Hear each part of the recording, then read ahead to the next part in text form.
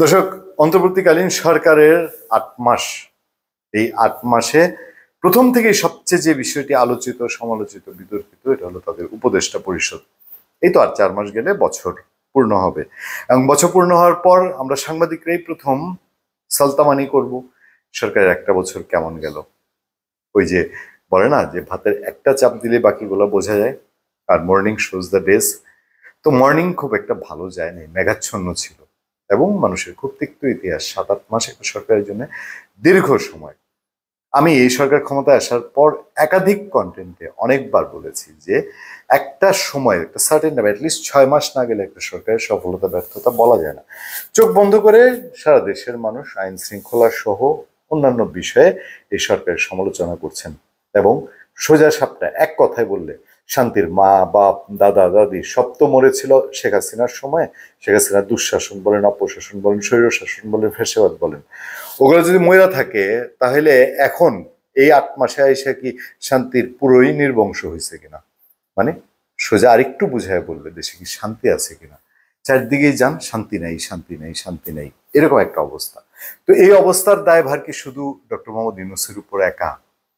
Doctor Mohammad Yunus তো একক ডিসিশনে এককভাবে চালাতে পারছেন না। তার যে সারা দেশের উপরে যে নিয়ন্ত্রণ আসার কথা, কারণ তার উপদেষ্টায়, তিনি হয়তো মুখে বলছেন না, তার উপদেষ্টায় বলছে যে প্রশাসন কথা শুনে না, পুলিশ কথা শুনে না, প্রশাসনে পুলিশ আওয়ামী লীগের লোক এখনো, পুলিশে আওয়ামী লীগের লোক এখনো। তো এরকম একটা সিচুয়েশনের মধ্যে উপদেষ্টাদের উপরে দায়ভার আসে। তো সেই উপদেষ্টারা কতটা সফল বা কি অবস্থা, এবং সেই উপদেষ্টা শেষ পর্যন্ত বিতর্কিত হলেন কি, নিজেরা একটা অন্তর্বর্তীকালীন সরকার, দেশের সব মানুষের মধ্যে পাপি তাপি গুণী জ্ঞানী সবার জন্য সমান থাকার কথা, তারা এসে প্রথমেই পলিটিক্যাল একটা অবস্থান নিলেন নো আওয়ামী লীগ। এটা তাদের একটা বিষয়, ঠিক আছে, নো আওয়ামী লীগের মধ্যে দিয়ে তারা আসছেন, ঠিক আছে, বলছি যে আচ্ছা ঠিক আছে, মাইনে নিলাম, মাইনে নিতে বাধ্য হলাম, অনুরোধে ঢেকে গিললাম। কিন্তু অন্য ক্ষেত্রে গিয়া এবার বিএনপিও আওয়ামী লীগের মতন। আচ্ছা কি করতে হবে এখন? আর একটা নতুন কিছু করতে হবে। নতুন কিছু কবে করতে হবে এটা কোনো ঠিক নেই, কতদিন লাগবে, এরকম একটা অবস্থা কিনা। এই করতে করতে ছাত্ররা দল করবে না, দল করবে না, দল করবে না, করলো এনসিপি। এনসিপির প্রতি তাদের পক্ষপাতিত্বের অভিযোগ তুললো, বিএনপি তুললো। এখন বিএনপি বলছে যে এই উপদেষ্টা পরিষদে এমন কিছু লোক আছে যে এরা যদি এই উপদেষ্টা পরিষদে থাকে তাহলে ফ্রি ফেয়ার এবং পার্টিসিপেটরি নির্বাচন সম্ভব কিনা প্রশ্ন তুলেছে না। আবার উপদেষ্টাদের মধ্যে ছাত্র উপদেষ্টা এখন আছে, একজন উপদেষ্টা পদ ছেড়ে গিয়ে ওই দলের প্রধান হয়েছে, আরো আছে ২ জন, তাদের পদত্যাগের কথা উঠছে।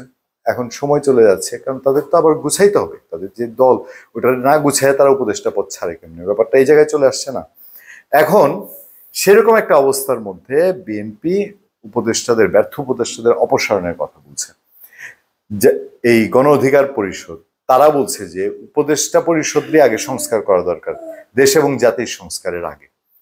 তেমন যখন একটা জটিল অবস্থা, তাহলে এই উপদেষ্টারা যদি থেকে যায় এবং উপদেষ্টারা থাকা অবস্থায় যদি নির্বাচন করা হয়, নির্বাচনের আয়োজন করা হয়, বিএনপির অবস্থান কি হবে? বিএনপি তো অলরেডি ক্লিয়ার করে দিয়েছে। তাহলে সামনে কি বড় বড় ঘটনা অপেক্ষা করছে? হয় উপদেষ্টাদের পদত্যাগ, না হলে বিএনপি সেই নির্বাচন কিভাবে মোকাবেলা করবে বা সেই নির্বাচন করবে কিনা, এইসব প্রশ্ন উঠতে পারে। ধন্যবাদ সবাইকে।